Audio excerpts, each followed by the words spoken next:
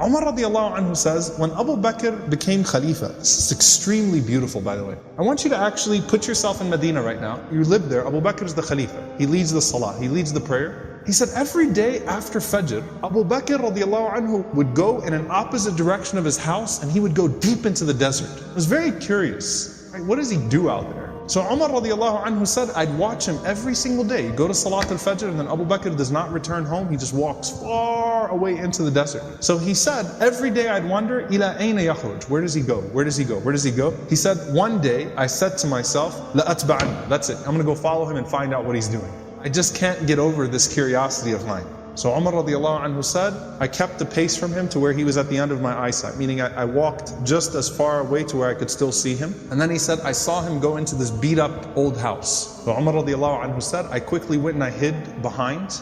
And he said, he spent a long time in there. It wasn't like a short amount of time. He spent a long time until after the sun was up, meaning it was getting hot. This is after Fajr, this is way past Duha, way past sunrise. And it got hot and then Abu Bakr radiallahu anhu left the home and he made his way back to Medina. He said, this is way out of the city of Medina now. This isn't even the city of Medina right now. Way out of the city of Medina. So Umar radiallahu anhu said, I waited until I could no longer see him, meaning he made his way back to Medina. And Umar radiallahu anhu said, I knocked on the door, okay? And he said, this woman opened the door. She was elderly, she was frail, she was blind, and there were a bunch of little kids running around, okay? So I said to her, Assalamu alayki, ma sha'nukum ya amatullah. I said, peace be unto you. What is your situation, O servant of Allah? And she said that I am a blind woman, and I have no one to take care of me, and I also have these orphans with me. You know, and the implication, Allahu Alam, her kids died, left behind, these are her grandchildren, or these were orphans. Somehow, it's her, and it's some orphan children. And she says, I have no one to take care of me,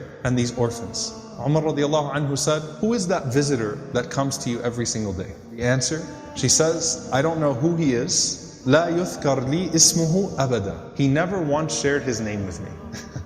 He never bothered to tell me his name. Umar radiallahu anhu said, well, what does he do? قالت جزاه الله خير. She said, may Allah reward him. Every morning he comes. Listen, by the way, she details it. She says, he cleans my home. He washes our clothes. He grinds our wheat. He bakes our bread. He cooks our breakfast. And then he leaves.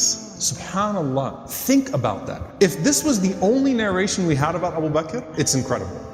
Seriously, the leader, the head of the ummah, the khalifa, the most important man in the ummah right now, with his station, with his status, and he goes out every morning to this house and he doesn't even tell the woman what his name is. He's just consider me a secret fa'il khair, right? Just some good doer. Washes the clothes, cleans the house, grinds the wheat, bakes the bread, cooks the breakfast, and then makes his way back to govern the ummah. That is absolutely incredible. Umar radiallahu ta'ala anhu says, every single day, like, is this really what he does every single day? She said, every day, may Allah bless him. Umar radiallahu anhu said, do you pay him anything? She said, nothing.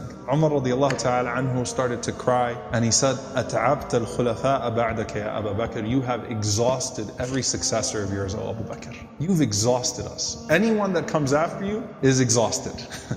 Because this is a standard that is impossible for us to meet. A gem here, by the way, very important. Can you imagine how many deeds of Abu Bakr that history has never recorded?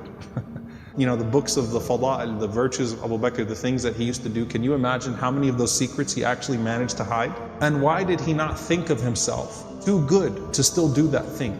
And by the way, a lesson for all of us. If you're someone who does some khair that everyone knows about, you better have some khair that only Allah knows about. Right? You better have some khair that only Allah subhanahu wa ta'ala knows about. And let it be an involved khair too. Okay? An involved form of good. Not just a secret charity. But this is something that has a spiritual reminder and effect on him too, right? Going and visiting this elderly woman and her orphans every single day and doing those things.